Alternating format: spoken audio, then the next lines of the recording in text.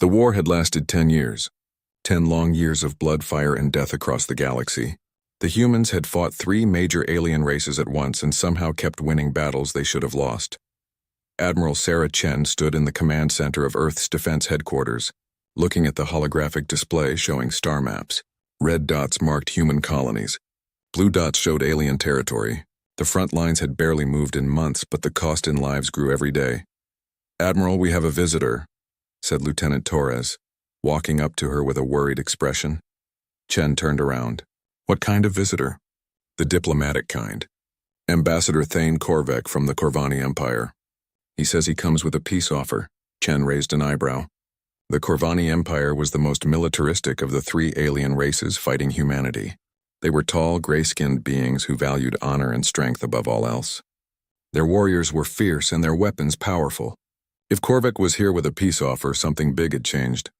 "Send him to conference room 7, full security detail." 20 minutes later, Chen sat across from Ambassador Korvek. The alien was over 7 feet tall with sharp features and cold yellow eyes. His dark uniform was covered in military decorations. 2 human Marines stood guard at the door. "Admiral Chen," Korvek said in his deep voice, "I bring greetings from the Galactic Council." "The same council that declared war on humanity 10 years ago?" Chen asked, leaning back in her chair. Korvek's mouth twitched slightly. "The same council that now wishes to make peace." Chen waited. In her experience, when aliens wanted to talk, it was best to let them do the talking first. "The war has gone on too long," Korvek continued. "Both sides have lost too much. The Corvani Empire, the Zephyrian Collective, and the Nexari Hive have decided to end this conflict." "I'm listening." Korvek placed a small device on the table. It projected a holographic document covered in alien text. The terms are generous. Complete ceasefire, recognition of all current human territory, and most importantly, an invitation for humanity to join the Galactic Council as full members. Chen studied the document, though she couldn't read the alien writing. "What's the catch?" "No catch. Only one requirement. The treaty must be signed in person at Harmony Point Station. It is an ancient galactic tradition. All parties must attend the ceremony unarmed as a show of good faith." Chen's instincts immediately started screaming warnings. After 10 years of war, the aliens suddenly wanted peace? With generous terms? And humans had to come unarmed to sign it? "How many representatives from each side?" she asked. "No more than 50 per faction. The ceremony will be held in 3 weeks. I'll need time to discuss this with my superiors." Korvek stood up. "Of course. But know this, Admiral. This offer will not remain open forever. The galaxy grows tired of this war." After Korvek left, Chen immediately called an emergency meeting with Earth's military leaders. Within hours, the top generals and admirals were gathered in the secure briefing room. "It's a trap," said General Martinez, the head of ground forces. "Has to be." "Obviously," agreed Admiral Petrov from the Space Navy. "But why spring it now?" Chen activated the room's main display, showing recent intelligence reports. "Look at these fleet movements near Harmony Point. Our deep space sensors detected at least 200 alien warships in the area over the past month." 200? General Park whistled. "That's enough to destroy our entire delegation and any escort ships we send. The question is, do we call their bluff?" Chen asked. "We can't ignore a peace offer," said Defense Minister Williams. "Even if it is fake. The public won't understand if we don't at least try." Admiral Petrov leaned forward. "What if we go but we're ready for their trap?" "How can we be ready if we have to go unarmed?" Martinez asked. Chen smiled coldly. "That depends on how we define unarmed." The room fell silent as they considered her words. "They said we can't bring weapons," she continued. "They didn't say we can't bring everything else." Over the next hour they worked out a plan. It was dangerous, maybe suicidal, but it had one advantage: the aliens would never expect it. "Who leads the delegation?" Williams asked. "Captain Marcus Rodriguez," Chen said without hesitation. "He's our best at thinking on his feet." Everyone nodded. Rodriguez was famous throughout the human fleet for his ability to win impossible battles. His nickname was Bulldog because once he got his teeth into a fight, he never let go. 2 weeks later, Captain Rodriguez stood on the bridge of the diplomatic ship Terran Pride, watching Harmony Point Station grow larger on the view screen. The station was massive, built by a dozen different alien races over centuries. It was supposed to be neutral territory where different species could meet safely. "Captain, long-range sensors are picking up multiple contacts," reported Lieutenant Chen, the sensor operator. "How many?" "Over 200, sir. Hiding in the asteroid field and on the far side of the station." Rodriguez nodded calmly, just as expected. "Signal the delegation. It's time to get ready." In the ship's main cargo bay, 50 humans prepared for what might be their last mission. They wore formal diplomatic uniforms made from special fabric that looked elegant, but could harden into armor when needed. Each carried a ceremonial walking stick made from earth oak, though the core contained monofilament wire strong enough to cut through steel. Dr. Sarah Kim, the delegation's scientist, checked her collection of cultural gifts one more time. To alien sensors, they looked like art pieces and scientific samples. In reality, they were components that could be assembled into weapons or explosives. "Remember," Rodriguez addressed his team, "we're diplomats first. But if this goes bad, we show them why humans have survived every extinction event our planet ever threw at us." The docking process took 30 minutes. Harmony Point security was thorough but polite. The alien scanners detected no conventional weapons, just as expected.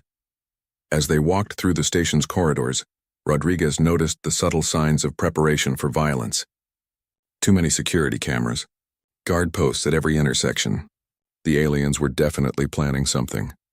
The main ceremony hall was enormous, built to accommodate dozens of different alien species. The ceiling rose over 100 feet high, supported by massive columns carved from single pieces of crystal. Representatives from the 3 alien factions were already seated. The Zephyrians looked like living crystals, their bodies refracting light in beautiful patterns. The Nexari appeared as insect-like beings with multiple arms and large compound eyes. The Corvani sat in rigid military formation, their gray faces showing no emotion. Rodriguez led his delegation to their designated seats. As they sat down, he noticed more details that confirmed his suspicions. Hidden weapon ports in the walls, force field generators disguised as decorative elements, emergency blast doors that could seal the hall in seconds. Ambassador Korvac stood up to begin the ceremony. "Today marks a new chapter in galactic history. After years of conflict, we gather to sign a treaty of lasting peace." Rodriguez listened with half his attention while mentally cataloging everything in the hall that could be used as a weapon. The ceremonial chalices on the altar contained acid-based alien wine. The decorative banners were made from tough synthetic fibers. Even the flowers in the arrangements had thorns sharp enough to puncture skin. "The terms of this treaty," Korvac continued, "recognize the sovereignty of all parties and establish protocols for peaceful coexistence." As the alien ambassador spoke about peace and cooperation, Rodriguez caught the eye of Dr. Kim. She gave him the slightest nod. Her sensors had detected energy weapons charging throughout the station. The trap was about to spring. But Rodriguez smiled slightly. The aliens thought they were clever, luring humans into an enclosed space where they couldn't use their usual tactics. They had no idea what they were about to face. The ceremony continued for another hour. Ambassador Korvac spoke about the benefits of peace while other alien representatives added their own speeches. Rodriguez noticed how they kept looking at the human delegation with barely hidden satisfaction, like predators watching trapped prey. During a break in the proceedings, Dr. Kim quietly moved closer to Rodriguez. "Captain, I'm reading massive energy buildups throughout the station. They're powering up weapon systems. How long until they're ready?" Rodriguez whispered back. "Maybe 20 minutes. The Nexari hive mind technology takes time to coordinate, but once it's online, they'll have complete control of the station." Rodriguez nodded and casually walked over to where Sergeant Major Thompson sat.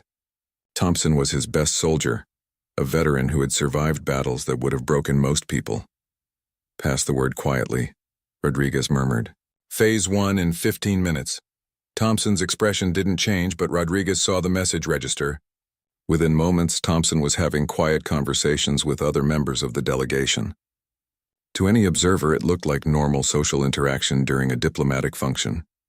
Meanwhile, back on the Terran Pride, Chief Engineer Lisa Okafor was putting the final touches on their surprise. The ship's diplomatic quarters had been completely rebuilt over the past 2 weeks. What looked like elegant living spaces were actually sophisticated manufacturing facilities. "Status report," she said to her team. "Raw material processors are online. reported technician Santos. We can convert those cultural gifts into components within minutes. Good. What about the fabrication units? Hidden behind the decorative wall panels.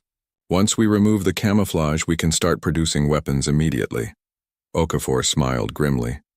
The aliens had demanded that humans come unarmed, but they never said anything about not being able to make weapons once they arrived. Back in the ceremony hall, the final speeches were beginning. Rodriguez could see the tension building among the alien representatives. Whatever they were planning would happen soon. He looked around at his team one more time. Each person had been carefully chosen not just for their diplomatic skills, but for their ability to fight when fighting became necessary. Every human in the room was a veteran of the war, someone who had faced impossible odds and survived. Dr. Kim caught his eye and tapped her wrist. The gesture looked innocent, but Rodriguez knew what it meant. The alien weapons were almost ready. Ambassador Korvek returned to the podium for the final time. And now we come to the moment of truth. The signing of the treaty that will bring peace to our galaxy. He gestured toward an ornate table in the center of the hall. On it sat the treaty documents and ceremonial signing implements from each species. If the human delegation would approach, Korvek said, with what might have been a smile. Rodriguez stood up slowly. This was it. The moment when the trap would spring. He walked toward the signing table with calm confidence, as if he had no idea what was about to happen. Behind him, his delegation followed. To alien eyes, they looked like typical human diplomats, soft, unprepared for violence, easy targets. The aliens had made a fundamental mistake. They thought that because humans used weapons in battle, humans were helpless without them. They didn't understand that for humans, everything could be a weapon. As Rodriguez reached the table, Korvek raised his hand. It looked like a gesture of ceremony, but Rodriguez knew it was really a signal. Energy barriers suddenly slammed down around the human delegation. Hidden weapon turrets emerged from the walls and ceiling. Blast doors sealed every exit. The trap was complete. Surprise, Korvek said, dropping all pretense of diplomacy. Did you really think we would let humanity continue its rampage through our galaxy? The other alien representatives stood up, no longer bothering to hide their hostility. The crystalline Zephyrians pulsed with angry red light. The Nexari drones buzzed with threatening sounds. The Corvani officers drew ceremonial blades that were very real and very sharp. This treaty was never about peace, Korvek continued. It was about gathering human leadership in one place where we could eliminate the threat you represent. Rodriguez looked around at the weapons pointed at his team, then back at Korvek. Slowly, he began to remove his white ceremonial gloves. Ambassador, he said calmly, you seem to have misunderstood something fundamental about humans. And what is that? Korvek sneered. Rodriguez dropped his gloves to the floor. We didn't bring weapons to this peace treaty. We are the weapons. The signal was simple but clear. Every human in the delegation immediately went into action. Thompson grabbed his ceremonial walking stick and twisted the handle. The monofilament wire inside extended, creating a weapon that could cut through almost anything. He spun toward the nearest Corvani guard, the wire slicing through the alien's energy rifle like it was made of paper. Dr. Kim opened her collection of cultural gifts. Her fingers flew over components that had seemed decorative moments before. Within seconds, she had assembled a device that looked like a flower, but functioned like a grenade. Other humans were moving with the same deadly efficiency. Ceremonial sashes became garrotes. Diplomatic pins turned into throwing weapons. The special fabric of their uniforms hardened into protective armor as soon as violence began. The aliens had expected humans to panic, to surrender when faced with overwhelming force. Instead, they watched in horror as 50 diplomats transformed into 50 warriors in the space of heartbeats. Sergeant Major Thompson rolled behind a pillar as energy blasts scorched the air where he had been standing. His ceremonial sword was actually a piece of advanced human technology that could cut through alien armor like butter. Phase 2. Rodriguez shouted over the sound of weapons fire. On the Terran Pride, Engineer Okafor heard the signal through the communication link. You heard the captain? Remove the camouflage and start production. Wall panels slid away to reveal the hidden manufacturing equipment. The cultural gifts that Dr. Kim had cataloged were fed into the processors, which immediately began breaking them down into raw materials. What's our production time for a full weapons loadout? Okafor asked. 12 minutes for basic firearms, Santos replied. 18 for the heavy weapons. Do it. And signal our escort ships. Tell them it's time to drop the act.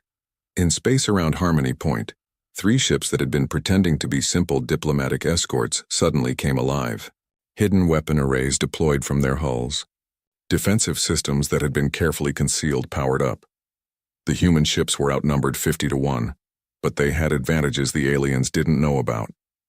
For one thing, human ships were designed by people who expected to be outnumbered in every battle. For another, human crews had been training for exactly this situation for weeks. Captain Sarah Reeves commanded the escort destroyer Defiant. When the signal came, she felt a fierce joy surge through her. All hands, this is the captain, she announced over the ship's intercom. The gloves are off. Show these aliens why humanity rules the battlefield. The Defiant's crew roared with approval. They had been pretending to be helpless for hours while alien warships surrounded them. Now they could finally fight back. Back in the ceremony hall, the battle was becoming a nightmare for the alien forces. Humans moved through the combat zone like deadly ghosts, using the environment itself as a weapon. Rodriguez had found that the ceremonial chalices contained acid strong enough to eat through metal. He threw the contents at a group of Nexari drones, watching their chitinous armor dissolve. Dr. Kim's improvised explosives were taking out weapon turrets with surgical precision. Each blast was carefully calculated to destroy alien equipment without bringing down the entire hall. The aliens were learning a terrible lesson about human nature. When backed into a corner, humans didn't surrender. They became more dangerous. The energy barriers that had trapped the humans flickered and died as Dr. Kim's improvised electromagnetic pulse took out their generators. Rodriguez used the moment of confusion to leap onto the signing table, grabbing one of the ceremonial treaty documents. You know what I find interesting about this treaty? He called out over the weapon fire, holding up the alien text. It's written on synthetic paper that burns really well. He touched the document to one of the overloaded energy projectors. The paper caught fire instantly, but instead of burning normally, it released a cloud of thick, choking smoke. The special ink used for formal galactic documents contained compounds that created a perfect smokescreen. Can't see your targets now, can you? Thompson shouted as he and 2 other humans used the cover to advance on a group of Corvani soldiers. The aliens were discovering that their technological advantages meant nothing when they couldn't see what they were shooting at. Their sensors were designed to track ships in space, not individual humans moving through smoke and chaos. Ambassador Korvek backed away from the fighting, his yellow eyes wide with disbelief. This is impossible. You came here unarmed? Rodriguez emerged from the smoke directly in front of him, holding a weapon that looked like it had been assembled from random pieces of ceremony decorations. Which it had been. We came here without guns, Rodriguez said, pointing the improvised weapon at Korvek's chest. That's not the same thing as unarmed. The device in his hands was built from the metal base of a ceremonial torch, the focusing crystal from a Zephyrian light sculpture, and the power cell from a Nexari translation device. It functioned as a crude but effective energy weapon. How? Korvek whispered. Because we're human, Rodriguez replied. We've been making weapons out of whatever's handy since we were living in caves. Did you really think a little thing like a peace treaty would stop us? On the other side of the hall, Dr. Kim was having a fascinating conversation with a group of Zephyrian representatives while simultaneously building what appeared to be a small sculpture. From their own crystalline decorations, your crystal technology is really quite impressive, she said conversationally, twisting 2 pieces together. The harmonic frequencies you use for communication can be adjusted to create some interesting effects. She activated her creation. Instead of the gentle chimes that normally came from Zephyrian crystals, a harsh screech filled the air. The sound was precisely tuned to cause pain to Zephyrian nervous systems. The crystal beings writhed in agony, their beautiful light patterns flickering as their internal harmonics were disrupted. Physics works the same for everyone, Kim explained cheerfully, adjusting the frequency to make the sound even worse. Your communication crystals work both ways. Meanwhile, Sergeant Major Thompson had cornered a group of Nexari drones near one of the hall's massive support pillars. The insect-like aliens chittered threats at him in their clicking language. Sorry, don't speak bug, Thompson said. He had rewired one of the ceremonial lighting fixtures to create a powerful electromagnetic pulse generator. But I know you rely on electronic coordination for your hive mind. He triggered the device. The electromagnetic pulse fried the Nexari's cybernetic implants, leaving them confused and unable to coordinate their attacks. Without their hive mind connection, they were just individual insects facing a trained human soldier. The battle quickly turned into a rout. The aliens had planned for a quick execution of helpless diplomats. They weren't prepared for a running battle against humans who treated every disadvantage as just another tactical challenge. But the real surprise was yet to come. In space around Harmony Point, the alien fleet was finally moving in for the kill. Over 200 warships emerged from hiding, surrounding the 3 human escort vessels. Fleet Commander Zaketh of the Corvani surveyed the human ships with satisfaction. Finally, we end this human plague once and for all. All ships opened fire. The alien fleet unleashed enough firepower to destroy a small moon. Energy beams and missiles converged on the human ships from every direction. The aliens expected to see 3 ships disappear in brilliant explosions. Instead, they watched in amazement as the human vessels shrugged off the attack. What? How are they still functional? Zaketh demanded. His sensor officer checked the readings twice before answering. Sir, those aren't diplomatic ships. They're warships disguised as diplomatic vessels. On board the Defiant, Captain Reeves smiled as her ship's true armor held against the alien barrage.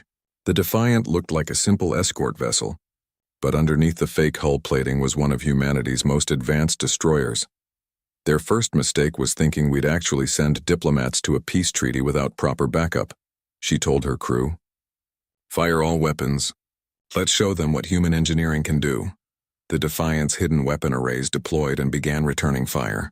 Each shot was precisely aimed, targeting the weak points that human intelligence had identified in alien ship designs. The other 2 escort vessels revealed themselves to be equally dangerous. The merchant ship Peaceful Trader was actually the cruiser Vengeance in disguise. The science vessel Explorer was really the battleship Retribution. 3 human warships against 200 alien vessels should have been hopeless odds. But the humans had advantages beyond just surprise. Human ships were designed by engineers who assumed they would always be outnumbered. Every system had multiple backups. Every weapon had been tested against captured alien technology. Every tactic had been practiced until it was instinctive. More importantly, human crews had something the aliens lacked: experience fighting hopeless battles and winning anyway. Enemy formation is breaking up, reported the Defiant's tactical officer. They're trying to surround us. Let them, Reeves ordered. It just gives us more targets to choose from. The human ships moved with deadly coordination, their formation designed to maximize their defensive capabilities while concentrating their firepower. They had practiced this exact scenario in simulators hundreds of times. Back on Harmony Point, Rodriguez received an update from his ship through his hidden communicator. Captain, space battle is engaged. Terran Pride reports weapons production is complete. Rodriguez nodded and activated his own communication device. All human personnel, Phase 3 is go.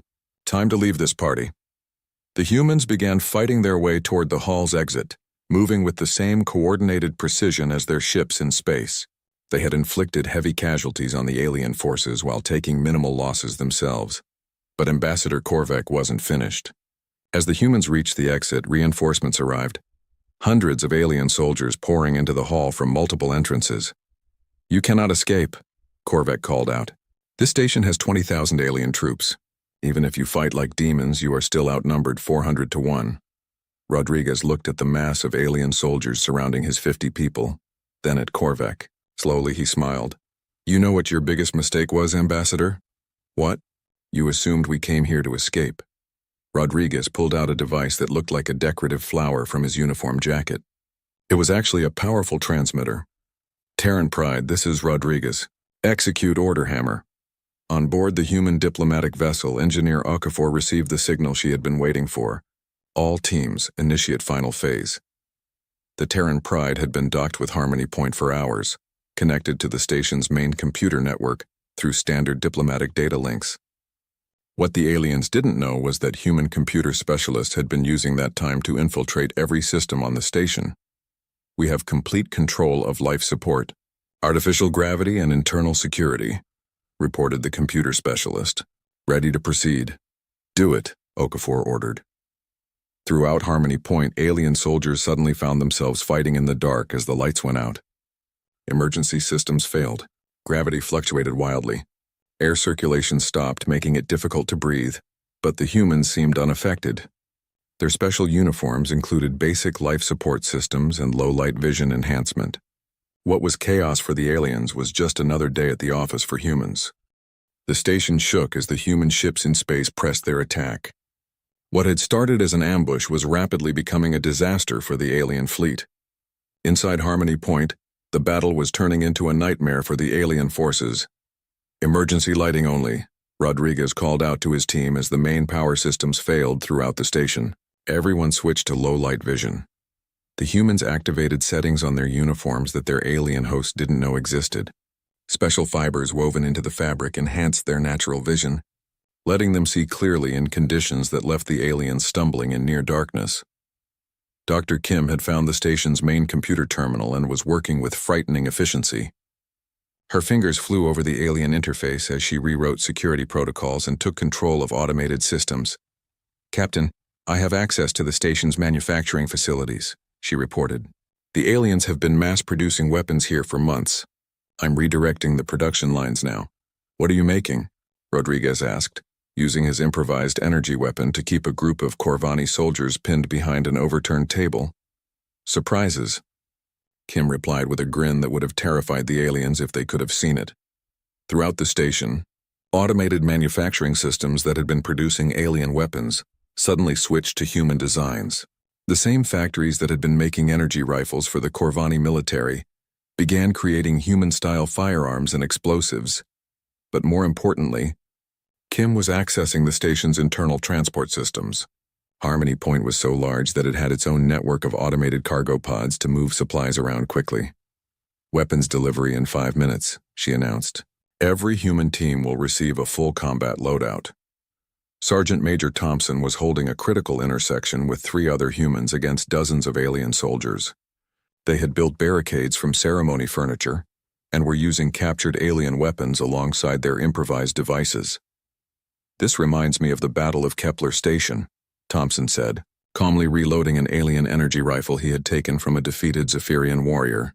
Outnumbered 50-1, trapped in an enclosed space fighting 3 different alien species at once. "How did that one end?" asked Corporal Martinez, who was using a ceremonial banner pole as a spear. "We won," Thompson replied, then fired 3 shots that dropped a charging Nexari drone. "We always win." The aliens were learning hard lessons about human psychology. Normal species became less effective when outnumbered and trapped. Humans seemed to become more dangerous. The worse their situation got, the more creative and vicious their fighting became. Ambassador Korvek had retreated to the station's command center with his remaining guards. He was trying to coordinate the alien forces, but nothing was working as planned. "Status report," he demanded from the Nexari hive mind coordinator. "Our forces are scattered throughout the station," the insect-like alien replied. "The humans have divided into small teams that are moving constantly. Every time we gather enough troops to attack one team, they disappear and attack somewhere else." "What about the Zephyrians?" the crystalline being pulsed with frustrated colors. "The humans are using our own harmonic frequencies against us. They have learned to disrupt our communication crystals. Many of our warriors are suffering from harmonic feedback injuries." Korvek turned to his own species' military commander. "Corvani forces?" "The humans fight without honor," the officer replied stiffly. "They use tricks and deception instead of meeting us in honest battle. Our traditional tactics are ineffective against their chaotic approach." "How many humans are there?" Korvek asked in desperation. "Still 50, sir, but they fight like 500. In space, the battle was going equally badly for the alien fleet. Captain Reeves and her 2 companion ships were tearing through the alien formation like wolves among sheep. "Enemy casualties?" she asked her tactical officer. 43 alien ships destroyed or disabled, Captain. We've taken damage to our outer hull, but all primary systems remain functional." The aliens had expected their numerical advantage to overwhelm the humans quickly. Instead, they were discovering that human ship design philosophy was fundamentally different from their own. Alien ships were built for specific roles and performed those roles efficiently. Human ships were built to survive everything the universe could throw at them and keep fighting. When alien shields failed, the ships were helpless. When human shields failed, the ships had backup shields. When those failed, they had armor. When the armor was breached, they had internal bulkheads to contain the damage. When systems were destroyed, they had redundant systems. "Sir, the human ships are requesting surrender from our remaining vessels," reported the alien fleet's communication officer. Fleet Commander Zakath stared at his tactical display in disbelief. He had started the battle with over 200 ships. Now he had fewer than 60 still capable of fighting, and the 3 human vessels looked like they could keep battling for hours more. "How is this possible?" he whispered. His tactical officer had been studying human combat records throughout the battle. "Sir, I believe we fundamentally misunderstood human military doctrine. We assumed their success in previous battles was due to luck or superior numbers. We were wrong." "Explain." "Humans don't just prepare for the battles they expect to fight, sir. They prepare for the battles they hope they'll never have to fight. Every human ship is designed to face impossible odds and win anyway." Back on Harmony Point, Rodriguez received the news about the space battle through his communication link. The alien fleet was broken. Their trap had become their own prison, and human reinforcements would arrive within hours, but he wasn't finished yet. "Kim, what's the status on those manufacturing facilities?" he called out as he led his team through a corridor filled with disabled alien security systems.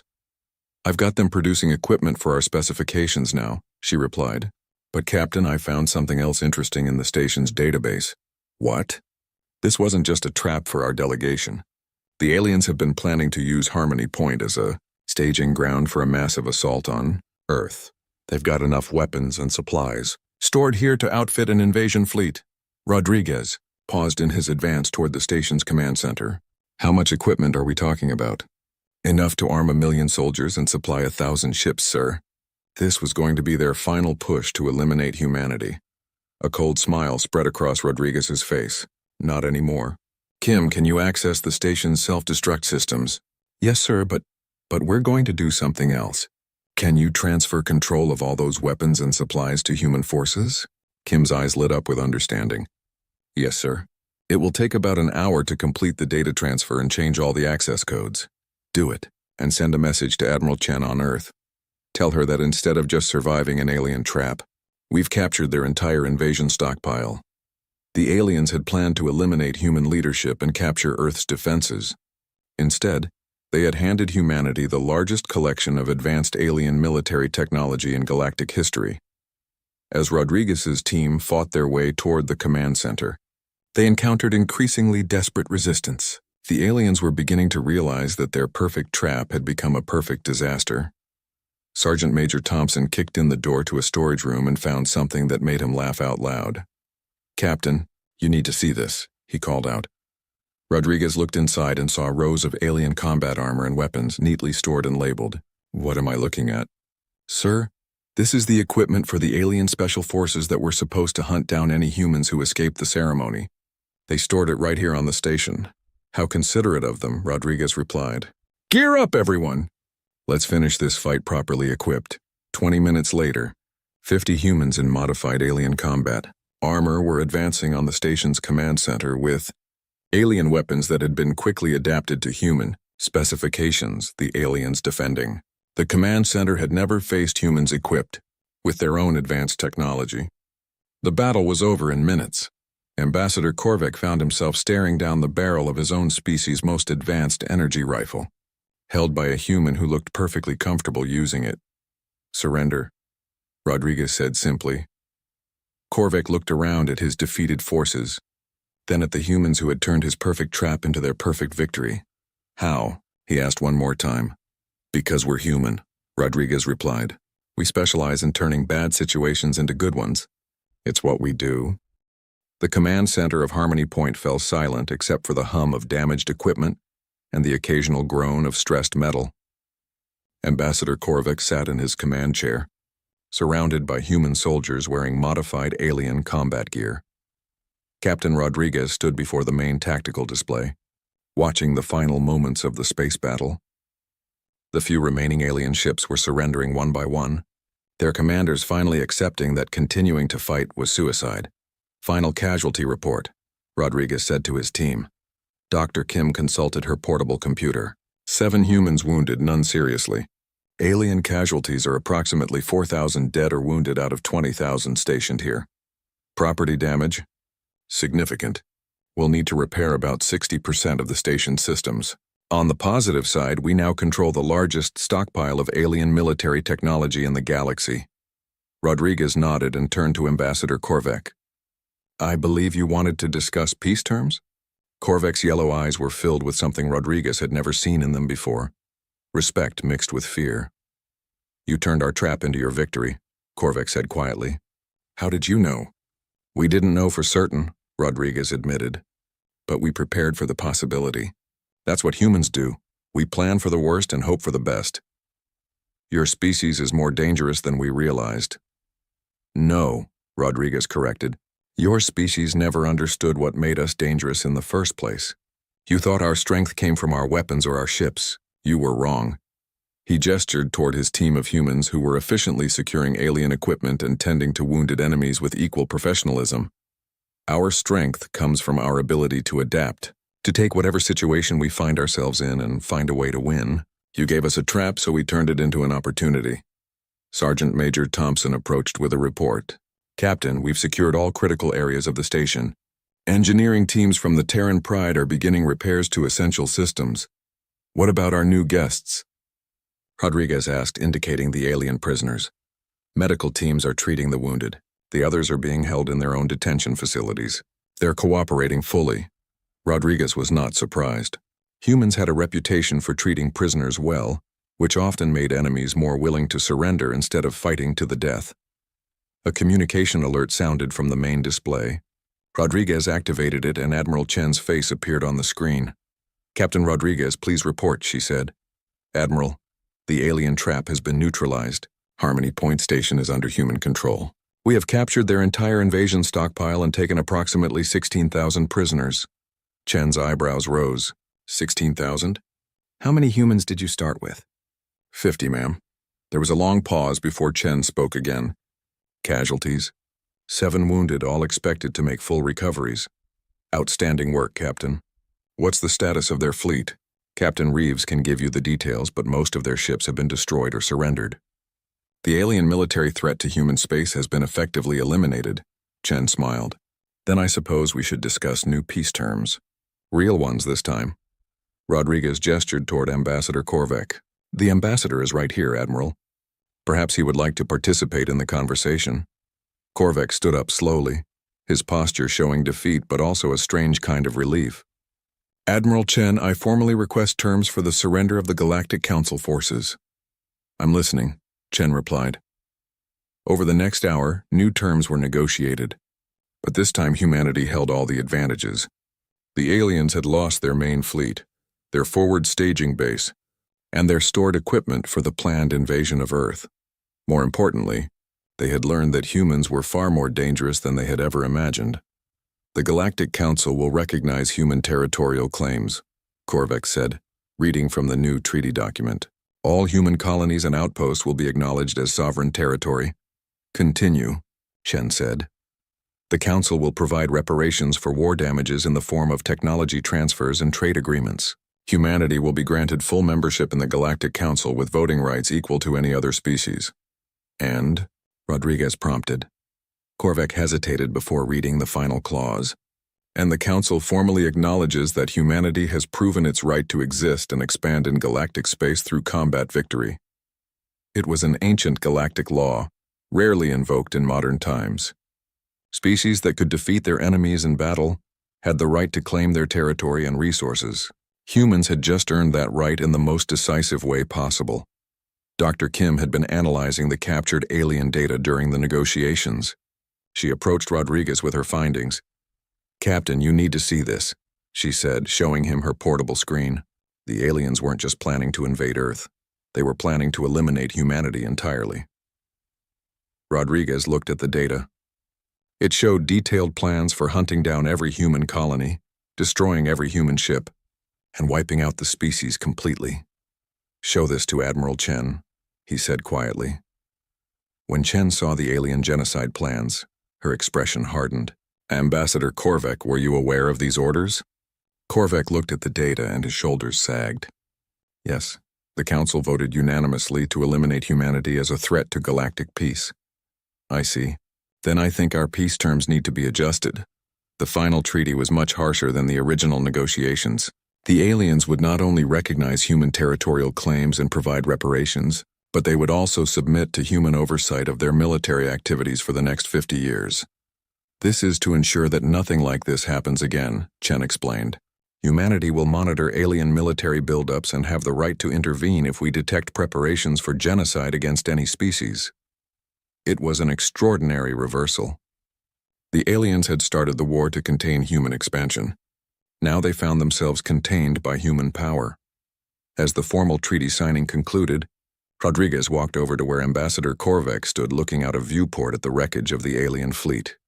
You know, Rodriguez said conversationally, if you had actually wanted peace, we would have been happy to negotiate.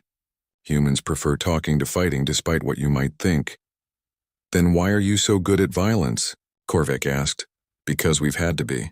Our homeworld tried to kill us for millions of years with ice ages, volcanic eruptions, asteroid impacts, and every other natural disaster you can imagine. We survived by becoming adaptable. Rodriguez looked out at the stars beyond the battle debris. We developed weapons and war because our planet was dangerous and our neighbors were often hostile. But we also developed diplomacy, art, music, and literature. We're not a warrior species, Ambassador. We're a survivor species. There's a difference. What is the difference? Warriors seek out fights. Survivors do whatever it takes to protect their families and their future. Today, that meant fighting. Tomorrow, it might mean building something beautiful together. Korvac was quiet for a long moment. What happens now? Now we clean up this mess, repair what can be repaired, and try to build a better galaxy for everyone. Humans, Corvani, Zephyrians, Nexari, all of us. Rodriguez turned to leave, then paused. Oh, and Ambassador? Next time someone offers you a peace treaty, you might want to actually read it instead of planning to stab them in the back. 3 hours later, Rodriguez stood on the bridge of the Terran Pride as it prepared to depart Harmony Point. The station was now under human control, serving as a symbol of humanity's new position in galactic politics. Captain, called Lieutenant Chen from the communication station, we're receiving messages from human colonies throughout the sector. They've heard about our victory. What are they saying? They're celebrating, sir, and they're asking when we're coming home. Rodriguez smiled, thinking about Earth and the families waiting for the war to end. Tell them we're on our way. The war is over, and humanity has won not just a victory but a future. As the ship jumped to hyperspace, carrying news of humanity's triumph back to Earth, Rodriguez reflected on the day's events. The aliens had tried to trap humanity in a cage of their own making. Instead, they had discovered that humans didn't break when caged. They just got more creative about breaking out, and once they were free, they tended to redecorate the cage to their own specifications.